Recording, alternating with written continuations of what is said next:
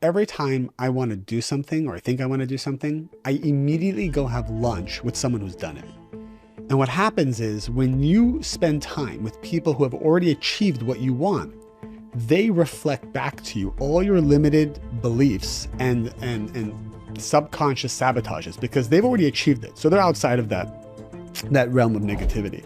If you're struggling with manifesting money into your life, it might be because you're spiritually blocked up. And guess what? David Ghiyam tells us all of the things that are blocking us from not only experiencing money, but also love and happiness. And you might just be shocked about how easy it is to connect to this. A self-made millionaire at just 15 years old, David Ghiyam is the co-founder of Mary Ruth's Organics. It's one of the fastest growing health companies in the United States, and he's one of the leading Kabbalah teachers in the world, focused on inspiring others to find true abundance and fulfillment through inner spiritual growth.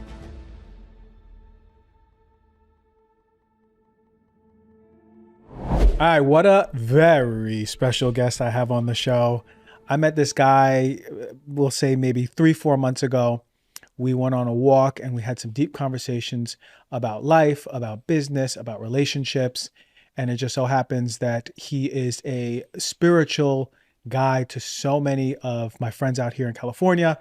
And it's been so beautiful to see his own growth on social media, now putting out really important bites of information. And you're all going to check it out. We're going to give you the address and everything, but important bites of information on anything from speaking badly about another person, how it affects you, opening your heart, relationships, connections, connection to a higher spiritual source, success and abundance and wealth, how to attract that, which we're going to talk all about. We're going to cover all of the things that you know you are thinking about. Welcome to the show, David. Thank you for having me, Chris. Appreciate it. Man, listen, if I could even give you a bigger intro, I would, but I'm just... That was very sweet of you. Yeah, beautiful, man. Thank you for joining the show. You've given a lot of guidance to so many people out here.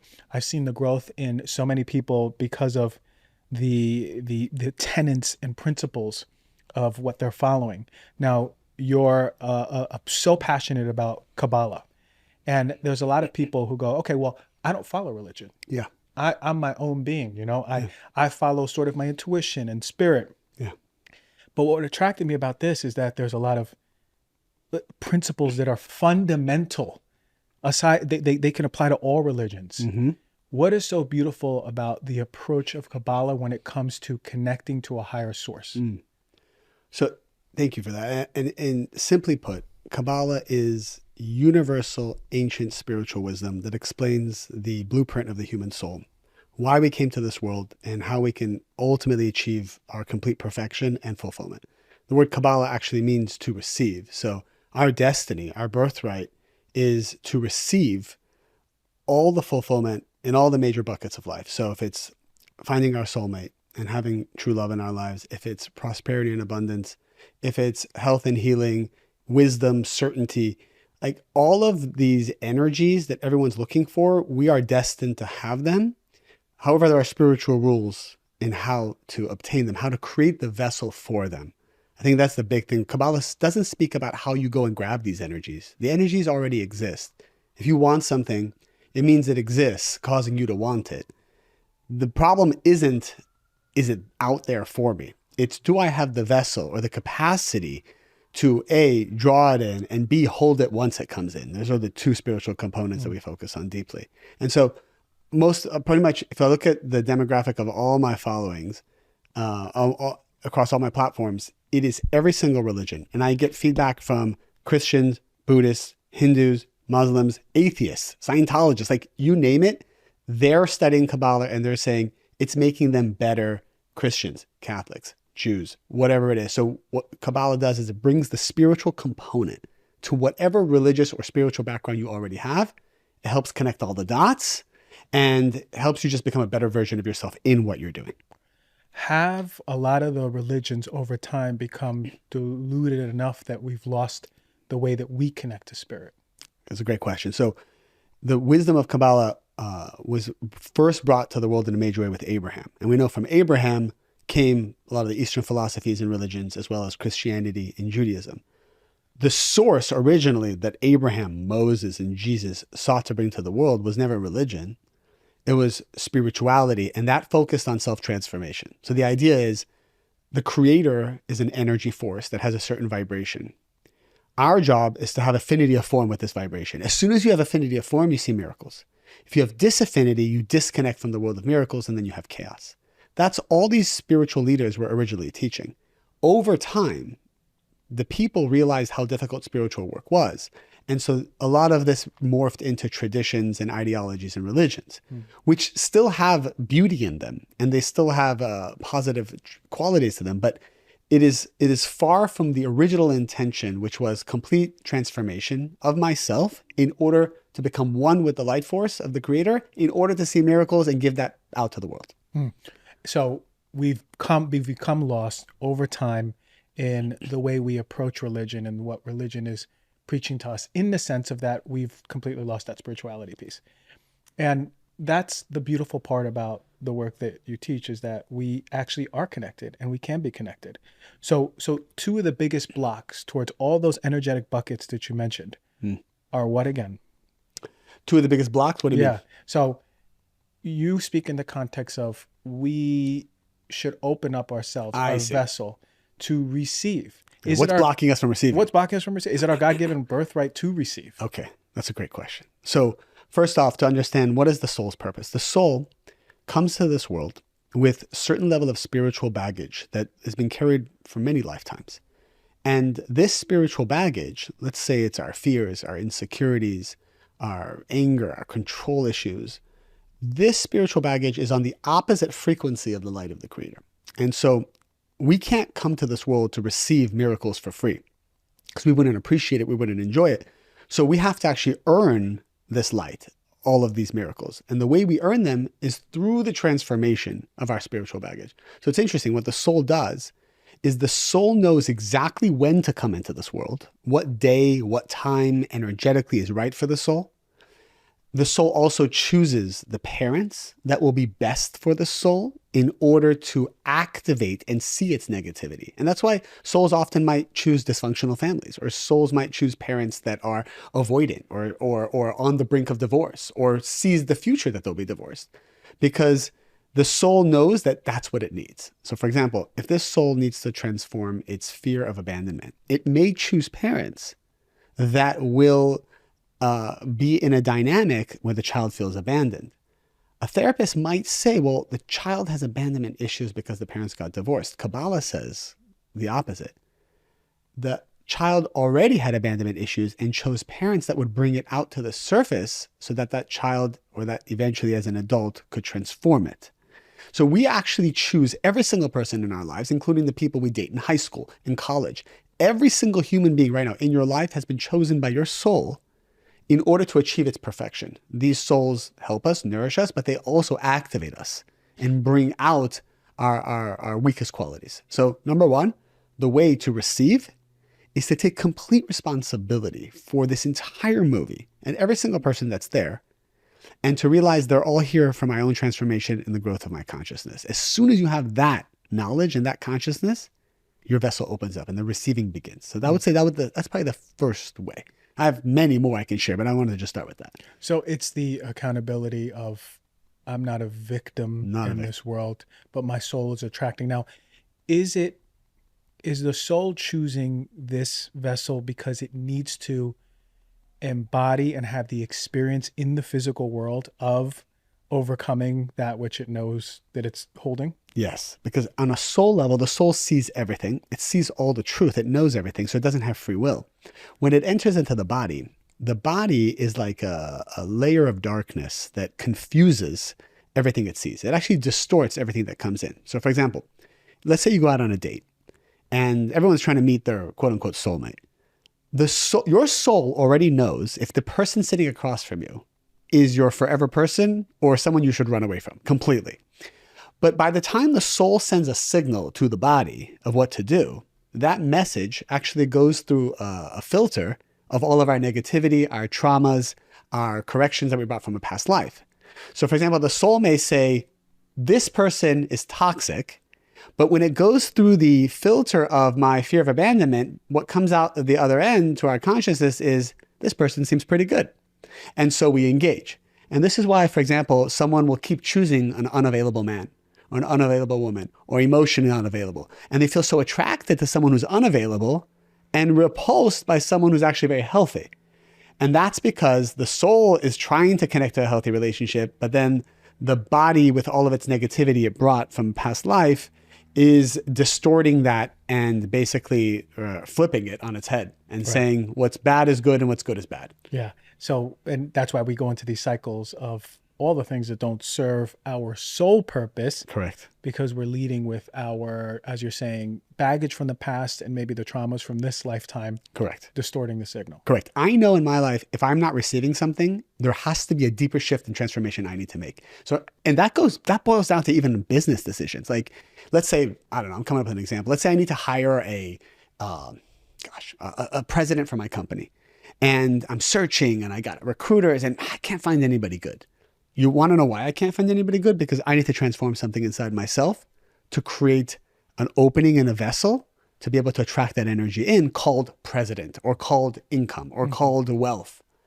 And that's what's so powerful. Or maybe you're trying to get through to your child. Like I teach a course here in Los Angeles. And so there's this woman, and she's like, I can't get through to my teen. How do I get through my teenager? He doesn't respect me. He doesn't appreciate me. I tried this, I tried that. I love him so much. And then I said, there's something that you need to shift inside your consciousness that's not allowing the two of you to come together. And you, as soon as you take responsibility for that, the energy is going to shift. So then we went deeper. And I asked her a lot of questions. I said, what is it that you're doing that we need to transform? And at first she was a little defensive. It's him. I'm protecting him, all these things. And we got to the bottom of it. And a lot of communities have this issue. She translates me worrying about my child as me loving my child. So a lot of people have the love language of, if I worry about you, if I stress out about you, it means I love you.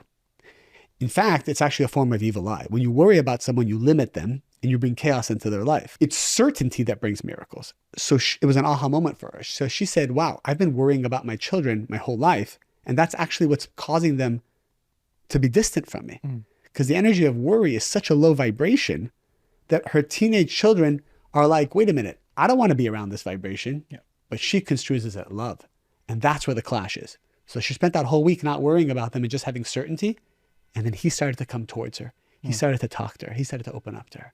Yeah, it's incredible because as children, we feel so deeply, especially our parents, where we have an energetic sensation or sensitivity that we know. So I can imagine these children felt that even before she was expressing the worry, that she was in the vibration of worry. So it's pretty incredible that when we think about that, it's again collapsing to personal responsibility. I'm accountable for this experience. If I'm not attracting X, Y, or Z, that's on me. And I remember we had this conversation a while ago. We were talking about partner. When we went on our walk, I said, "Oh, I'm single, but I think I want a partner now." And then I'm like, "But I don't know why I can't really attract a partner who's in alignment." And then we talk about my life, and then I was talking about how I like the freedom of my life at the time, and I like being able to drop everything and having no responsibility. So then when I was like, okay, now I really do want a partner, I needed to put things in perspective. And then I attracted a wonderful partner. You did, right? Right. So it was a personal responsibility piece of changing my energy, but I had to really be clear on what in my life I value and what is ready to go, okay, hey, let me just take a moment with that. And this is what I want more. Shilajit is this ancient adaptogenic superfood that has been used for centuries in places like the Himalayas for incredible revitalizing properties. It's packed with fulvic and humic acids, over 40 trace minerals, and it is an absolute powerhouse when it comes to your cellular health and mitochondrial function, giving you energy. Ever since I started taking Organifi Shilajit gummies, I take 2 every morning, I've noticed a serious boost in my energy levels and endurance, especially with me going to the gym, especially a lot, and working out. It's giving me the resiliency that I need throughout my day. And get this, they even help support healthy testosterone levels, men and women. They promote anti-aging benefits, but what really sets Organifi Shilajit gummies apart is that they're the only ones who've managed to pack all the potent goodness of pure Shilajit into a delicious, convenient gummy form. Each serving gives you a hefty 250 milligram dose of the good stuff. And here's my favorite, without the heavy metals, without the contaminants that are plaguing a lot. This is why I never took Shilajit in the past. I worried about heavy metals. One of the few companies out there that's really being a stickler for heavy metals in Shilajit. I've been absolutely loving how easy it is to get my daily Shilajit fix with these tasty gummies. They're a must-have for anyone who's looking to supercharge their cellular energy, their cellular protection by reducing oxidation, just feeling better overall, better vitality, better well-being. That's what we all want, right? Do yourself a favor and get your hands on some Organifi Shilajit gummies. Your cells are going to thank you. They're going to be dancing around and slapping high fives. Just head to the website, organifishop.com/DRG, and use the code DRG for 20% off. That is ORGANIFISHOP.com/DRG, and use the code DRG for 20% off. As someone who prioritizes clean, pure, and high quality ingredients in my life, you all know that I'm super picky about the supplements that I take, especially when it comes to something as important as omega-3 fatty acids. Too many omegas out there are adulterated. I've been saying this since 2014. From the oceans being polluted to even fish that we eat being contaminated with heavy metals and other nasty stuff. You got to be really particular about the sourcing of your omega-3s. It's really important. This is where Puori comes in. Up till now, I haven't seen an omega that takes the cake. Puori is a fantastic omega-3. I have 5 bottles in my pantry right now. I take them every single day. And why? Well, it's got a premium potent dose of EPA and DHA. That's the thing that's feeding your brains and your eyes, your nervous system. But what I love about Puori is their commitment to purity, potency, and transparency. And you see, every single batch of their products is tested by third-party labs for over 200 contaminants. So I know that I'm getting really clean, fresh fish oil. In fact, Puori's O3 is certified by the Clean Label Project and has got a 5 out of 5 star rating from IFOS. That's an International Fish Oil Standards Organization for what? Purity and freshness. And get this, every single bottle of Puori's O3 comes with a QR code that you can scan to see the specific test results for that batch. How often does a company do that? You know we love that at Heal Thyself.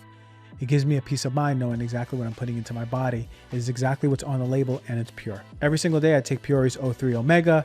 I find that 2,000 milligrams of long chain omega are supporting my heart, my brain, and my eyes. And I got a peace of mind with all the third-party testing, and I'm not throwing up fish burps, and I don't have to worry about rancidity that is coming from a lot of those lower quality fish oils that you see out there.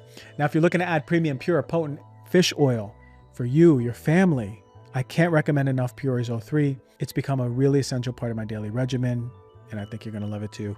Puori is offering 20% off of their ultra pure fish oil and all their fantastic products for you, the Heal Thyself listener. That's 20% off, even the top of the already discounted subscription price. Go to puori.com/DRG and use the code DRG for 20% off the already discounted subscription price. That is PUORI.com/DRG. The code is DRG. And you're segueing now into something so beautiful, which is probably the second reason why people don't receive, which is, if you think about it, what is the only thing you control? What is your identity? It's your desire to receive. So a desire to receive is like a vessel or a receptacle for energy. And everybody often externally will say, well, I want this and I want that. So for example, let's say a person says, I want to be in a committed relationship. I'm ready for that. That's what they're telling everybody. If it's not happening, it's because there is a hidden subconscious competing desire that doesn't want a relationship that they're not so conscious of. So for example, she also wants her freedom. She also wants to be able to just get up and go anywhere she would like. She would also like to come home to her private space and not have to worry about anybody and not have accountability. So what's happening is these desires are clashing and it's sending a confusing signal out to the universe. It's like driving a car while having the parking brake on. It's not flowing. Every time something doesn't flow, it's because of competing desires and belief systems. Some are conscious and some are subconscious. What you did so beautifully is you said, well, I'm realizing there's a clashing of belief systems here. Let me look into that. When you can move everything to one side as opposed to the other, then it starts to flow. So for example, like whoever's listening right now, you pick an area in your life where something's blocked. Be honest with yourself. What part of you doesn't want it to happen? A business example. A woman's trying to grow her company and it's not growing. For years, the revenue's flat, but she's doing her best to grow the company. What's going on? We got down to it where what does she hate about her company? She hates having to take care of many employees. It's very hard for her. It's very taxing. It drives her nuts. It drains her energy. So every time she's about to close a deal, she also knows that that deal will require her to hire 3 or 4 more people. So she is subconsciously sabotaging the deal so she doesn't have to hire more people. So how many people out there, their company's not growing? It's because maybe there's a part of you that doesn't want it to grow because you're already overwhelmed. You're already burned out. You maybe saw your parents become rich and their lives fall apart. So you're like, I don't want to become too rich. This is all subconscious stuff. And you're sending out a signal to the universe, no more. Don't give me any more money. Don't give me any more product. Don't give me any more customers because I'm happy the way I am. Even though you're telling everybody, I'm trying to grow my company. Yeah. Yeah. And that is a story of so many people, right? Especially in a business when it's all blocked up. And I'm glad we're talking about business because there's a lot of people who are starting their businesses or have businesses that they want to grow. We have to be honest with ourselves. Yeah. But how do you become honest with something that can be so deeply subconscious? A lot of us can say, I want my business to grow. I want more money flow. How can you get to the point where you're like, oh, I actually just don't want to hire any more people, or I'm tired of getting on Zoom calls. Yeah. How do we really be clear and honest with ourselves? That's such a good question. I mean, there's so many probably things I could share. One, I would share that what's helped me the most is every time I want to do something or I think I want to do something, I immediately go have lunch with someone who's done it. And what happens is when you spend time with people who have already achieved what you want, they reflect back to you all your limited beliefs and subconscious sabotages because they've already achieved it. So they're outside of that realm of negativity. And so I like to spend time with people who are a grade above me in whatever I do, including, for example, fatherhood. I have children. So I look for people who just are nailing fatherhood. I think they're amazing fathers, and I'll spend time with them and I will learn from them how many limited beliefs I have about even raising a child or things that I'm doing that are maybe blocking my child. I'll tell you, like, for example, I went on a walk with one of my friends and he's a phenomenal businessman, but we didn't talk business at all. I said, look, tell me the top 4 secrets about raising children. He's got children from like 4 years old to like 16 years old. And I said, let me tell you something. And this changed my life. He said, I learned that my issue is always trying to control everything. Like in the business world, I'm successful because I'm always controlling everything. With the kids, I decided that this is not the right approach. Instead of forcing the kids to like what I like, I learned I'm getting down on my hands and knees and learning whatever they're doing and mastering it so I can connect with them on their level. For example, if there's a video game that they love, and to me it's the stupidest thing in the world, I'm going to behind the scenes go master that video game so I can sit with my 4-year-old or my 7-year-old or my 12-year-old and play it with them on their level. So what he did, which I found to be so powerful, is he removed this like ego of I'm the parent, I want to be comfortable the way I need things to be. And he went into the child's world on their level and then built trust that way. And so now the children come to him for everything because they really believe that he made the effort to connect with them. So that just shattered so many limited beliefs I had just about raising kids, because there's no manual on this stuff. Yeah. So that's one thing I would tell people immediately. Any industry you're in, anything you're trying to be better at, go spend time with someone who you perceive at least as more successful in that or doing well in that. And that's the first thing that's going to show you where your limitations are. It'll reflect back, like you said. Immediately. So even if we don't know subconsciously, find someone and they'll show you.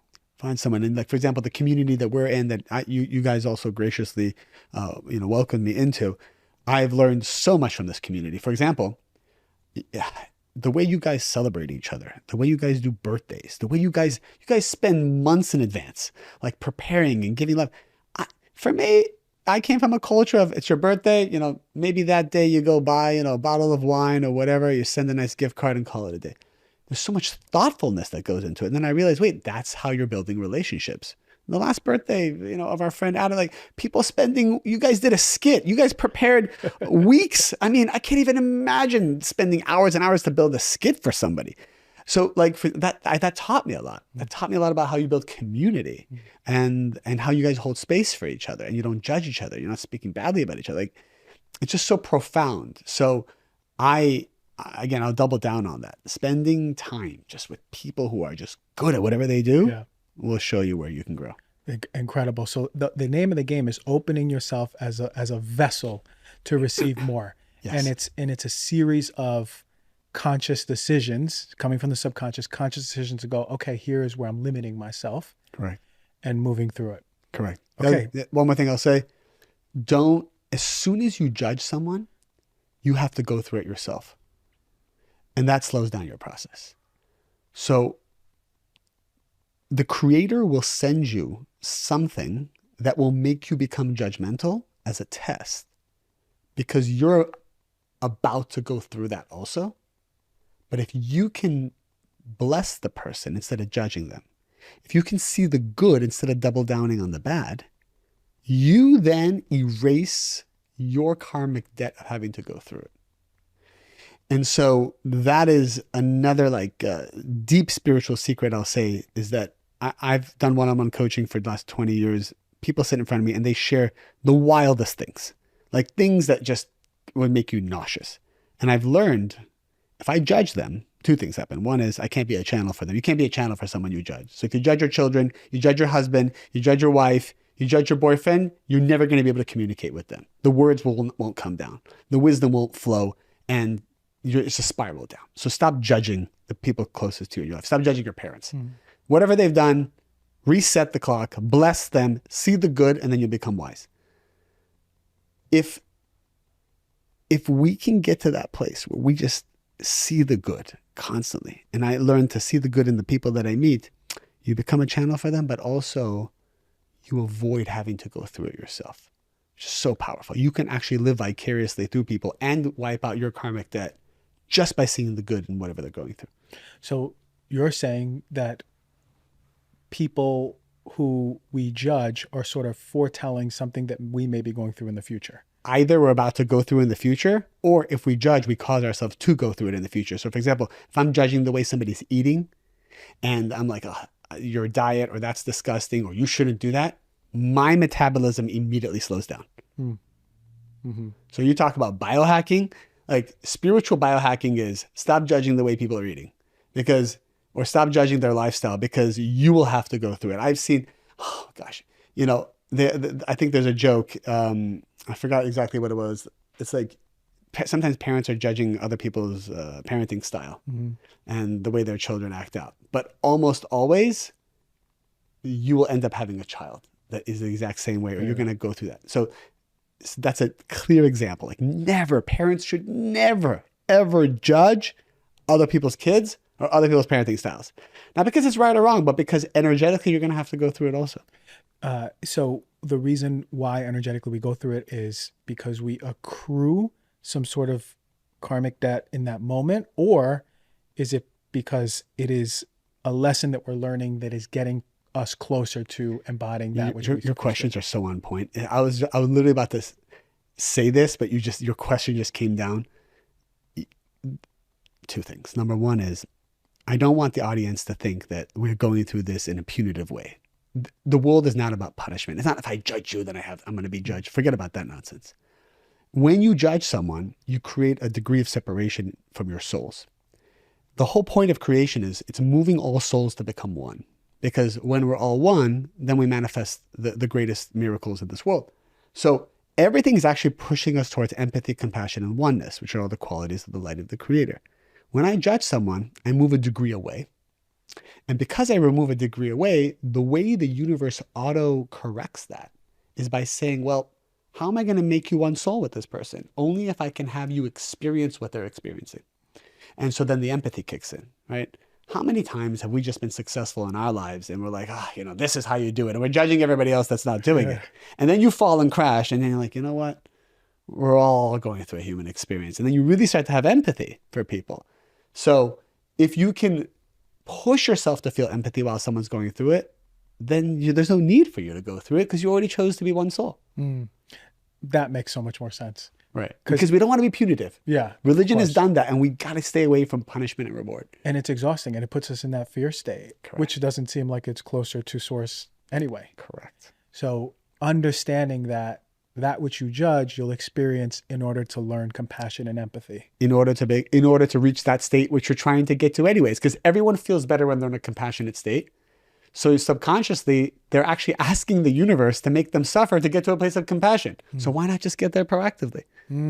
That's beautiful. That makes so much sense in my body when I hear this. Right? Right? That's how you know it's truth, If I ask people on the street, when you feel your best? When you love people or hate people? Everyone's going to say love.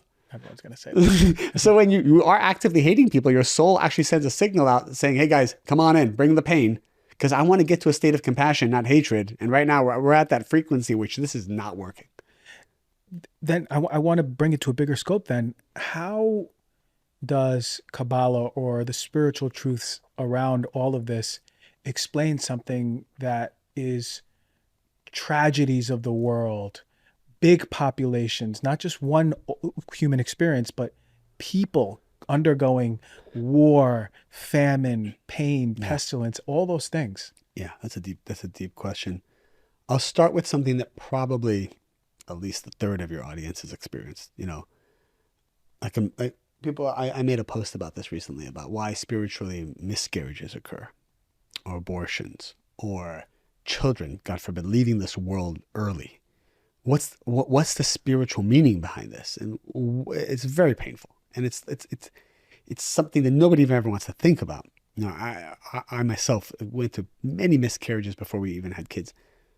I will say what Kabbalah explains is that often parents have to go through a journey of growth that can only be ignited by a tragedy. And in order to accelerate that process, often souls that are perfected souls that don't need to come to this world will volunteer to come down for a short amount of time, not actually go through pain, but it appears as if that child is going through pain, but it's already known that they will come into this world and then leave the world at a certain time, because that's what the parents and the surrounding community, for whatever karmic reason, need to go through to reach their highest selves. And so this is also with miscarriages. Sometimes a soul will come in for even a few months or a month, knowing it's going to leave, in order to kind of push the parents through a spiritual process of growth. So on a micro level, on an individualistic level, this is why death and tragedy occurs for boys under the age of 13 and girls under the age of 12. If there's ever death or disease or chaos to those children, it has to do mainly with the corrective process of the parent's soul. Those children came for the parents specifically. After the age of 12 for a girl, 13 for a boy, the soul of the child takes on its own process, individualistic process, and its own free will to work on itself, but not until those ages, according to Kabbalah. That's powerful to think, because I've been around childhood cancer in my past work and my past job, and you're just like, oh, how do you explain anything like this? Yeah. But when we look, I've also have a really deep perspective on death and how beautiful it is. And I've gone through my own ego death journeys in many ways. And, you learn at that point, is it such that maybe that child was here for a bigger reason for the short amount of time? And that's a hard pill to swallow, because I can't imagine ever my future child dying of cancer or tragedy.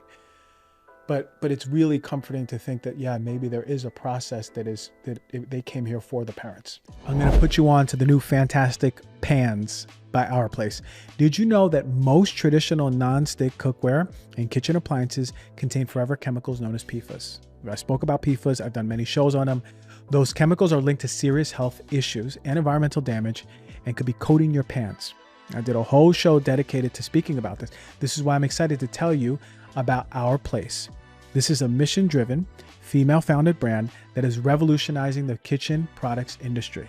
They have beautiful cookware, appliances, and kitchen tools that are 100% free of those PFAS chemicals and other ones like PTFE and Teflon.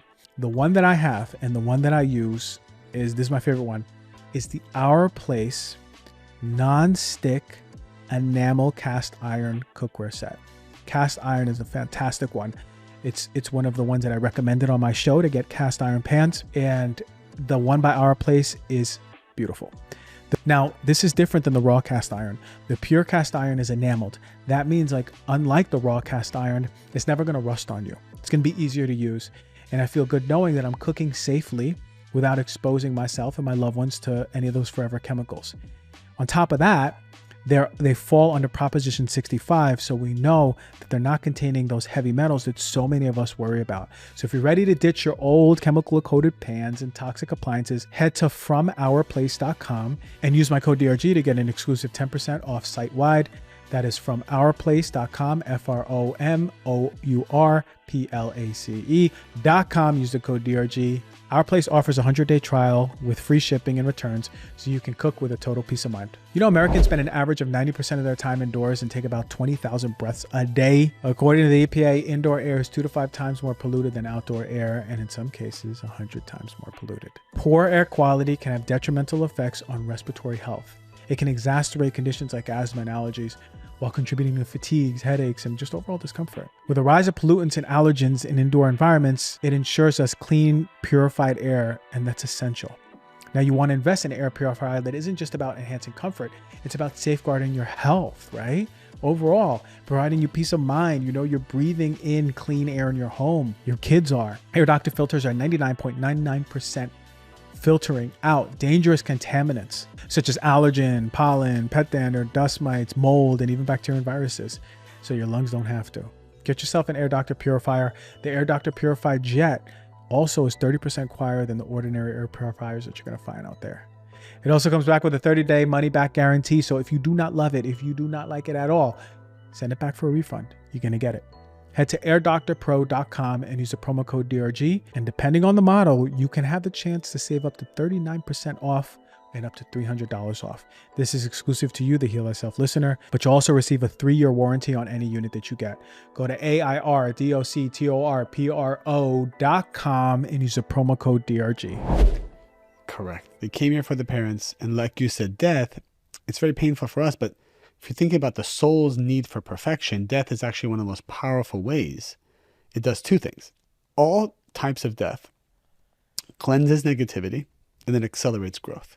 So for example, our cells are constantly dying and being reborn. When we go to the gym, we're literally dying in order to become stronger. Everything that puts tension and stress on the body makes it stronger. So the whole idea of death is actually what creates life. When a person is not willing to quote unquote die, okay, or let their ego die, let their laziness die, let their comfort die, so then they begin to atrophy and they begin to actually taste death. So the best way to be alive is to die. And by die, I mean to surrender constantly. If you don't, I'll make it simple here. Anything in this world that you're leaning on for your happiness, besides your relationship with the Creator, begins to atrophy and will be taken away. Anything you lean on for your self-esteem, anything you lean on for your joy and happiness, as opposed to having it inside of you already, begins to atrophy, die, and be taken away. So if you're in a relationship where your only happiness is coming by virtue of being in the relationship, at some point, this relationship will have to either end or become something different to create space for you to find yourself. Because ultimately, every time we're leaning on something, we're not really happy. And we're afraid to lose it and gain it. It's the lowest vibration we can really be in. So an exercise I do frequently is I look at all the blessings in my life and I say, if this were to leave today, do I feel that I am whole without it? If you feel you're whole, then you never have to lose anything. If you feel like without it, you lost your identity, you lost your energy, you lost your happiness, then we have a problem. And we need to proactively get to a place where we strengthen ourselves so we don't have to lose it. So I'm going to ask you a tougher question then, because you have children. Then does that mean before reliance of love and happiness on children comes love and happiness from the Creator? Correct. So knowing that my relationship with the Creator, this infinite force of energy, is more important than my relationship with the kids. And not only that, if I put the kids above that, then the kids don't get that energy. The kids need to feel that your relationship with the Creator is even more valuable than theirs, because that's the relationship they need to have. Otherwise, your kids are going to learn that maybe their friends at school are more important, and then they're going to rely on them. And then that's how they get into drugs and they get into alcohol and need for approval, and they do things that they shouldn't do. So it's funny. My 7-year-old just this week said to me, I want to be close. I want to be close to God the way you're close to God. And it was the first time I ever heard him say that. And my biggest fear in life was always like, should I control this process of them being spiritual or should I surrender? I decided to take the surrender approach because I saw any parents who pushed their kids early on to become something, the kids rebelled 9 out of 10 times. My approach with the kids was I didn't take them to any of my classes. I didn't even teach them any Kabbalah or spirituality. I decided to just be around them physically and be an example. I had them watch me do things. And only recently did my 7-year-old start to inquire, what are you doing? What is that? Can I see it? Can I learn it? And then I started to tell him because it came from him. And he's only 7. So I would also say for parents, I've seen in 20 years of kind of counseling parents, the ones who were most successful were the ones who were an example, were not anxious around their children, had a lot of certainty inside of themselves and certainty in life, and also did not force the children to do something. Just by being around them and being an example, the children gravitated towards them. That's powerful. Yeah. That's all parents viewing and listening. There you go. You know, like write that down, put it on a whiteboard, put it on a sticky in your bathroom, because leading through the embodiment is the most important thing. You listen, I grew up in Catholic school and then I pushed that away. I grew up to be good at this. I'm supposed to learn this more. I hate math because of that. You know what I mean? I hate mathematics. It's like we push all of that away and kids will always rebel. Yeah. It's sort of like ingrained in them, right? Yeah. To be in their own individualistic expression. Correct. And I just want to say, I never mean to be preachy to parents. And I think what I shared, everyone should know, I too find myself constantly being controlling versus surrendering with the children. And I want to say, all of us parents, we already know intrinsically like what we need to do. It's inside of us. And I think just by sharing it, we're reminding ourselves of what we already know. Yeah, 100%. And it feels different, right? Yeah. You feel when you're in alignment. We're in LA, people love talking about manifesting. They go, you just envision something and it's going to come true. Yeah. Is the energy of manifestation, of attraction real? But what are all these blogs and Instagram posts getting wrong about you can manifest your life? Great question. I have spent a lot of time before I even had Married with Organics. So Married with Organics is 10 years old.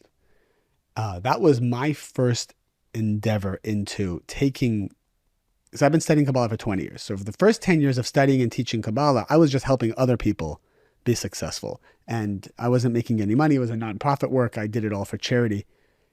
Starting Married with Organics was the first time I took all of this wisdom and I said, well, I need to become an example of this. I can't just be teaching people how to make money and I'm broke. So that was the first time I implemented it there. And in my journey, both in teaching Kabbalah and in the business world, meeting with different founders, I saw a type of personality that when I met this kind of personality, I would know in 1 minute, they would manifest anything they put their hands on. So there are people out there, and I was really fascinated about this. I'm going to reverse engineer this to share the spiritual lesson. There are people, you know who these people are. Whatever you ask them to do, they will make it successful. In whatever industry you put them in, they'll figure out a way to become wealthy. They just know how to take things to the finish line, even if they have no clue about the industry.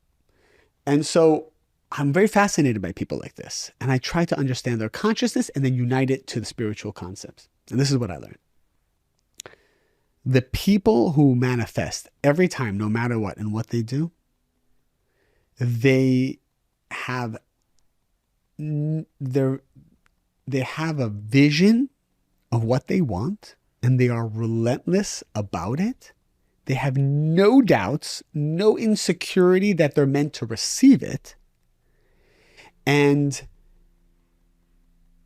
there are no competing belief systems about success. So like they just know that it belongs to them. And there's no way to convince them out of it. So that's number one. The second thing they do is they ignite what I call the spiritual flywheel. They create so much momentous energy that there's no jealousy, evil eye, or negative forces in the world that can get in the way of it.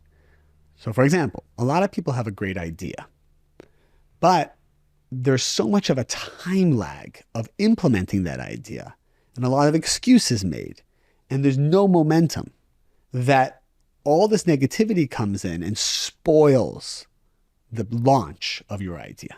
So I always tell people what I've learned from everyone and learned from Kabbalah is, if I have an idea, within 24 hours, I have to manifest 80% of it, because I need to squeeze the system so that no negativity comes in. So I will literally force myself to write it out, write the business plan, call the people, like I'll throw everything at it to get it to a place of like 80%. So I don't know, people can say, some guy told me, I want to write a book. I want to write a script for a movie. I'm like, okay, you have you have 24 hours to get me a script. And he said, well, that's impossible. I said, let me show you how I would do it. And I literally went through the process of, I have no idea how to write a script, but I would at least I would kill myself for the next 24 hours to get to a place that has so much momentum that it could just take off. Even if I don't know how to do it. And it's easy. We have the internet. We have people who are successful. Like, you could reach out to all of them. You could reach out to Google. You could do YouTubes. You could do podcasts. You can manifest it. But people don't believe that that's true. And so I would say those are two of the biggest manifestation points. Vision and momentum. Vision combined with a relentless knowing that I'm getting this no matter what. Like, it is mine and there's no one that can talk me out of it. This is, it's funny. I've heard two people already say that was the character of the most successful people in business is that they are, there's no doubt in their mind that they can create something like this. Sort of like, they're like, oh, they're wired different, but it's not even necessarily that. We can do that too. It's just a matter of having that vision and relentless belief and then creating that momentum. I love that, because there's a lot of people who are like, yes, I know what I want. I'm so clear on it. And it takes 6-8 months. It takes a year. Yeah. Just to, because, oh, well, this has to be in alignment. And then like maybe later this, and then maybe I'll meet someone and maybe I'll be inspired 3 months from now. Yes. And you're saying that's not a good thing. That's not a good thing. I know people who have the best idea. They want to go manifest a product. And for 6 months, they're just tweaking the logo and looking at the colors and the fonts and trying to perfect details that mean absolutely nothing. They're just buying pens, t-shirts, and hats with their logo. And I'm like, none of that means anything. You actually, if you have a product, just make it 70% good. Make sure it solves a problem. Get it out the door within 3 days. Go hand to hand, pass it out. Like, sitting there optimizing your logo for 6 months on your website is just you subconsciously sabotaging manifestation. It's beautiful to call out that, right? Because there's a lot of us who do that, right? So, all right. Let's shift gears into relationships. Yeah. You know, there's a lot of people who are married or in deep relationships or even want to attract someone who they love. What is the most important foundational thing for a long-term, healthy, sustainable relationship from both parties? Okay. First off, should we address people who are single or people in relationships? Let's start with the single peeps out there. Okay. Shout out to all of them. Okay. If you are single, the one of the biggest challenges I've seen speaking with people who are single is that their desire for something that they want or they think they want doesn't match their frequency of who they are. So an example of this could be they are a 60-watt light bulb that can hold 60 watts of energy based on the work they've done on themselves, but they're craving a 1,000-watt soulmate. And the challenge there is there's kind of a dysmorphia of what they think that is meant for them. And so what I try to work with on the single people is, hey, let's get you to your highest vibration in the 4 major buckets of attractiveness. Because when a person is attractive, it means they embody the light of God. They embody the light of the Creator. That energy is coming out of them. When people say, oh, they're very attractive or charismatic, even somebody who's handsome or beautiful, it's a quality of the light. Beauty is a quality of the Creator. So there's 4 major buckets. I would say there's intellectual, spiritual, emotional, and physical. And are we doing everything we can to become the highest vibration in each of those categories? So emotional could be, the work that you so well do with people. It's like working on your emotional stability. Because what do all men want? All men want to be in a relationship where there's peace. As soon as there's drama, as soon as there's instability, as soon as there's ups and downs, it's a yellow flag cratering to a red flag. And so that blocks the relationship. If you can't emotionally regulate, if you can't be secure in who you are, if you're trying to control the partner, if you're saying things out of fear and lack, you're going to be pushing away all healthy relationships. So emotionally attractive, physically attractive. Like, in what world is it okay that I don't go to the gym, I don't eat well, I don't sleep well, but I expect you to? And so the body is actually a temple for the soul. So when we don't take care of our body, we're actually damaging our soul, and we're sending out a vibration out to the world of laziness, essentially. So, for example, if I'm going to eat something that I know is going to make me tired the whole day, and by being tired the whole day, I'll be less of a giver, I'll be more annoyed, I'll be more frustrated, that food is literally short-circuiting my vessel. I'm becoming a selfish human being by eating that cookie at like 9 a.m. or that croissant or whatever it is. So it's not about like eating to look good. It's about eating to support your highest vibration of consciousness, of certainty, love, compassion, so on and so forth. And you can pass your tests. Yeah. So physically attractive, then there's spiritually attractive. It's like, you know what, every woman tells me the same thing. I want a man who's spiritual. And every man tells me the same thing. I want a woman who's spiritual. What does that mean? A woman who's willing to take responsibility. A man or woman who's willing to take responsibility and change themselves. If you're not growing and changing, you're not attractive. That's the bottom line. I talked to a couple recently. He said his biggest fear is he's doing spiritual work and she's not. And he's going to outgrow her. I've seen this happen all the time. So that's the spiritual attractiveness. And then the fourth one is intellectual. Like, learn, be curious, improve your knowledge. Like, just desire and crave wisdom, because wisdom is very attractive. For all single people, I would say, make a list of these 4 buckets. Where are you? And ask your friends where you are, because I think sometimes everybody thinks their baby's not ugly. So you got to kind of look at it objectively. And I would say that's just a starting point. I mean, there's more, but if we can raise everyone's vibration in these 4 buckets, you're going to attract a type of relationship that really is connected to what you want. And it comes back, before we get into couples, it comes back to you and your honest audit of yourself. Yeah. Without doing that, you're not going to see what buckets you're depleted in. Correct. And a lot of us are depleted in so many of those buckets. Correct. I know the emotional one well, and the physical one. Yes. But we're talking about the spiritual one is so important. Yes. And I've seen it so many times, people outgrowing their partner in spirituality and intellect. Like, we have responsibilities. Yes. And that makes us, it's a vibrational thing, you're saying. Yes. It's not just like, oh, I look good, look, I'm more fit. It's a vibrational thing. People feel people in that when their buckets are full. Correct. I know men and women who visibly are out of shape, but they spend 1 to 2 hours in the gym. And their energy is actually very vibrant. Yeah. So it's an energy they give off. It's not necessarily the aesthetics of how they look. Beautiful. Now in couples, how do we make sure, okay, I love this person and I want to continue this relationship. I want to have a family, or I have a family. I want this relationship stable. With so many people getting divorced nowadays, Yeah. how do we keep strength in our relationships? Well, let me ask you, what do you see the most common reason why these relationships fall apart? I would say sexless marriages. Mm-hmm. I would say that What do you think is causing the sexless marriages?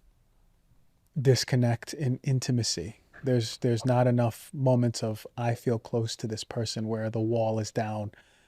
Resentment that's being held in for something he or she said a while ago that's still in the body. That's what I would say. It's so true.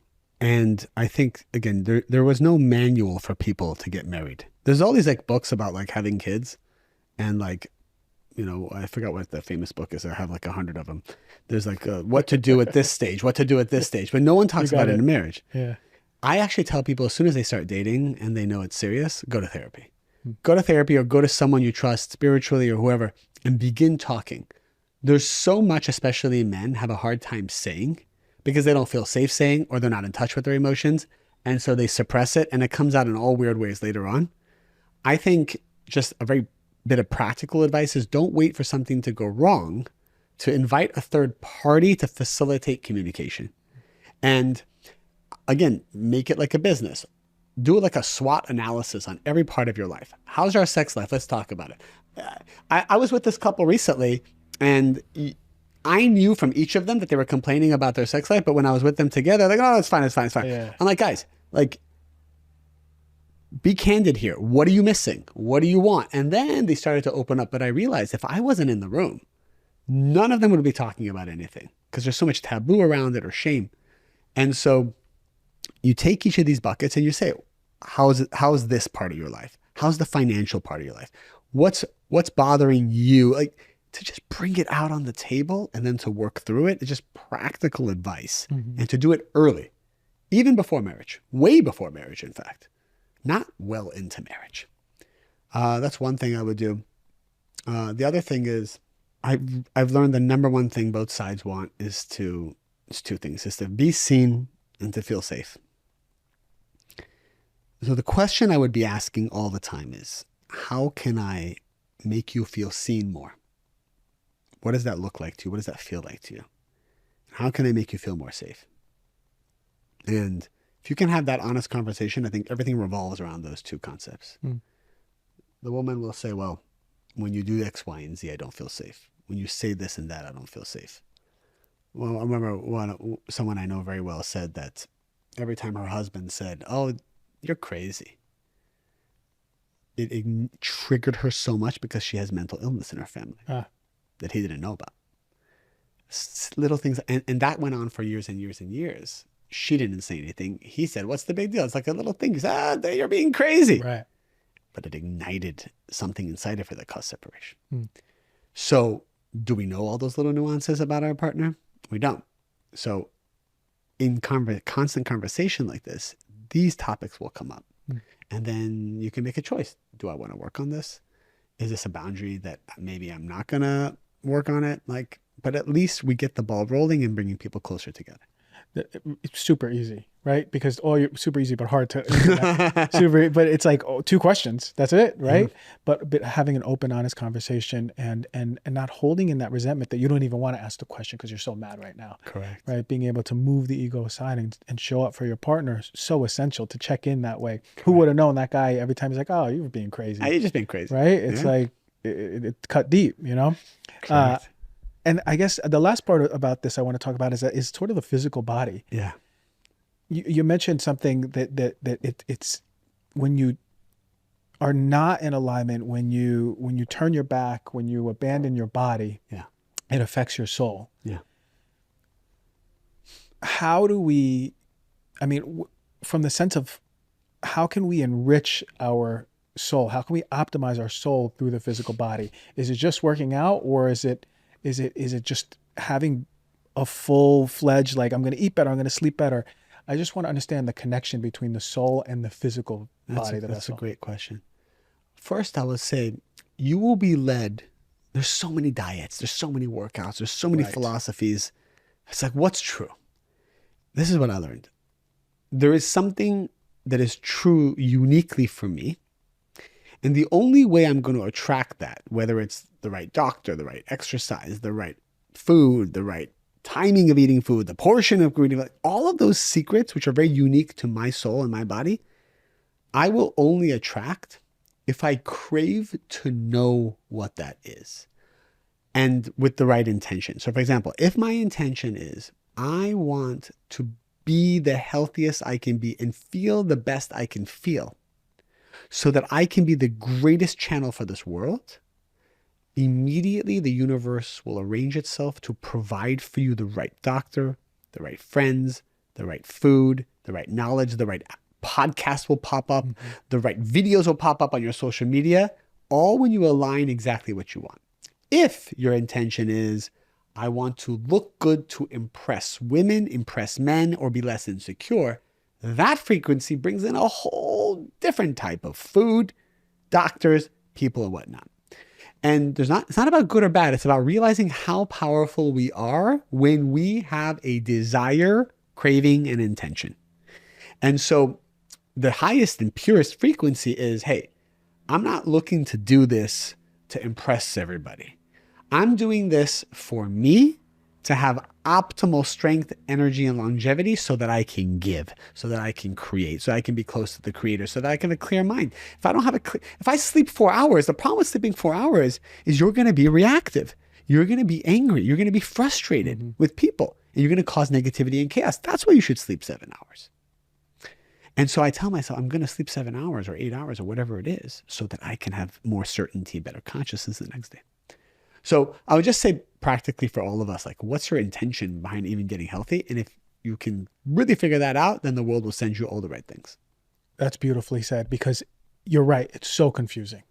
People don't know what diet, what's the next thing I need to do. And I know it drives people crazy because there's so much on the physical health side. Yes. But you're saying reshift the lens into you. How are you going to show up better? Yeah. And ask for that. Draw it in and then pay attention to what you're drawing in. It's a beautiful process because you will attract all of you're looking for it to be closer in the embodiment of the creator, as you say. And some people actually don't think it's good to feel good, which is very interesting. Some people believe, for example, in order to be successful, you need to suffer. So they subconsciously attract a lot of suffering because their belief system is, well, suffering equals success. That's wrong. A lot of I had a girl who confessed to me that she gained a lot of weight because she wanted people to feel bad for her, and she was actually gaining a lot of energy and from people feeling bad for her and feeling pity for her. So her whole thing was, her soul's correction was that this victim consciousness. So she actually gained weight to gain pity. And so we have a lot of these like subconscious desires. Yeah, I've seen that where people gain love from their parents when they were sick as children, and those are the hardest people to really help with on a medical level, because the truth of the matter is that they have more value in being sick. They've reinforced the positive aspect of being sick because now they're associated with getting respect, love, and approval. And how many viewers and listeners check in? Is that true for you? Because for me, in my healing arts, I can't heal someone who's not wanting to heal. That's so powerful. And they don't even know. They don't even know until you be, again, very clear with that subconscious. So I guess, how do you work with people to get them to that point of clarity? What I do in a sense of like real, true healing is we have conversation first, and we talk about. This is one-on-one. You do one-on-ones. Yeah, when I was, and it's like, from the emotional standpoint, when you learned as a kid that you can't show your anger because it's not safe in the household, and instead you people pleased, you got love and affection from your mom and dad.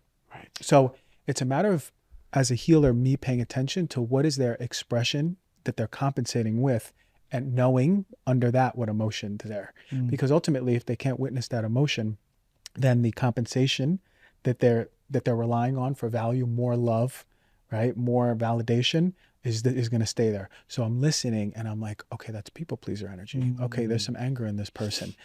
So then bringing that to their awareness, and once they have it in their awareness, they're going, oh, I guess I showed up as a nice person all of my life, and I got love, affection, adoration for it. But the truth is, it's not serving me because I have no boundaries. Right. So then they see the value in boundaries. Yeah. And then they see how they've completely abandoned themselves and their boundaries over time. So then once they have that awareness and they go, wait a minute, no, I want boundaries, then that's when it's permission that I'm ready to heal. And the same goes for other things like shame and guilt and fear that's being held in the body. There's sort of expressions downstream after you see enough people. You know, you can tell what people are doing spiritually, or what cycles they're in yourself. You see so many people, you see it with your eyes. It's sort of like that. So first it's the awareness. Once they accept that awareness, then their body is ready to see what's under that cover. Wow. It's really incredible stuff. I love that word. That's so good. Yeah. So so really bullet points of all of this is that we're a vessel. Yeah. We are always being gifted in our lives from the creator. We have some karmic debt. We got to clear this vessel. Yeah. And we can through our awareness of our subconscious limitations. Correct. The more we're aware of the subconscious limitations, the more our vessel expands, the more we can embody the light and the love of our creation. Beautiful. And the more we're in the giving energy of this world, of what we can give to humanity. Beautiful. Did I miss anything? You there? nailed it. And the soul's purpose has two parts. Part one is the transformation of its negativity layer by layer. And thankfully, people either show us our negativity as a mirror or as a trigger. So they either mirror our negativity or they just trigger it.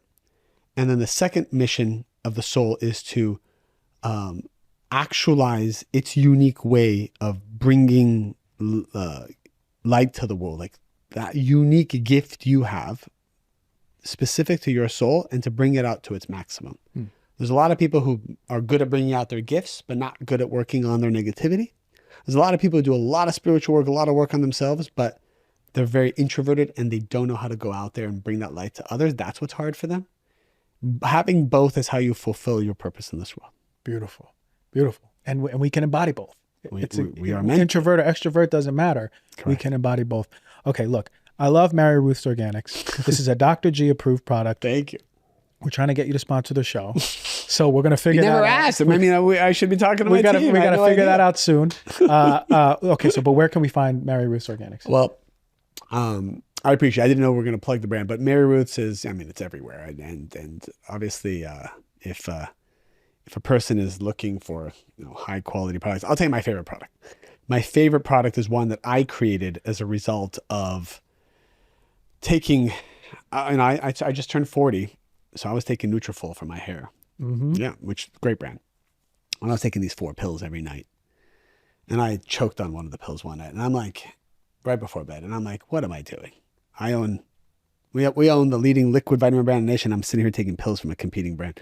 And I said to my team, we got to create something that is clinically studied, efficacious, clean label certified. That's the other thing. Every one of our products, we're the largest brand in the world to do this.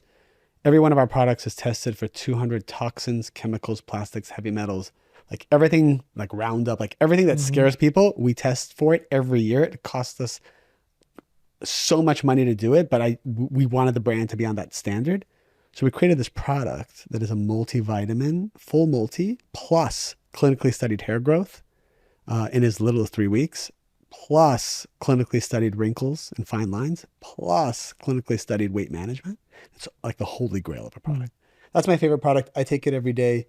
Came out with it I think 5 months ago, and it's already become like our #1 bestseller. So. It's already #1. And I know about that testing thing. That's why I said it's Dr. G approved. Oh, you know the clean label testing? 100%. Oh. I'm cuckoo about this stuff. That. I'm very strict about all of this stuff and the brands we talk about. And for Kabbalah. For Kabbalah, just for everyone to know, like the Kabbalah work I do, I don't monetize it. It's 100% of everything I do goes to charity. If you go to my Instagram, that's where all those like bite-sized clips are of like all these different secrets. But my Instagram is my name, David Ghiyam. But I also created a masterclass, really well done masterclass of a course I taught here in Los Angeles. It's about relationships and life's purpose, like deep, deep secrets. It's life-changing. And it's called Kabbalah1.com. So it's KABBALAHONE.com. And it's a pay whatever you can. Like whatever you want to pay, you can pay $1, pay whatever you want, and you can listen to it. It is life-changing. I got about 4,000 people a month who take it as of now, and I get messages every day. People are like, just by the first lesson, like their life has never been the same. So I believe it, man. Let me do a testament to this. All of my friends have undergone this. I've gone to a few of these. Yeah. And I've seen radical changes in a lot of my friends for the better. Yeah. And it's real and it works. So if you're out there looking for really spiritual guidance, you're like me, you say, okay, I'm not down with the religion anymore, but I want some sort of structure and guidance. It's a wonderful place to be. And I love that you made it pay what you can, make it accessible for people that it's really difficult. Because there are a lot of these classes that are thousands of dollars. Oh, yeah. Not everyone has that. People can pay whatever they want. I got people all around the world. People don't have money, but they pay $1. They pay 50 cents, whatever they want. And they can access it. And it cost me millions of dollars to make. And it's all for charity.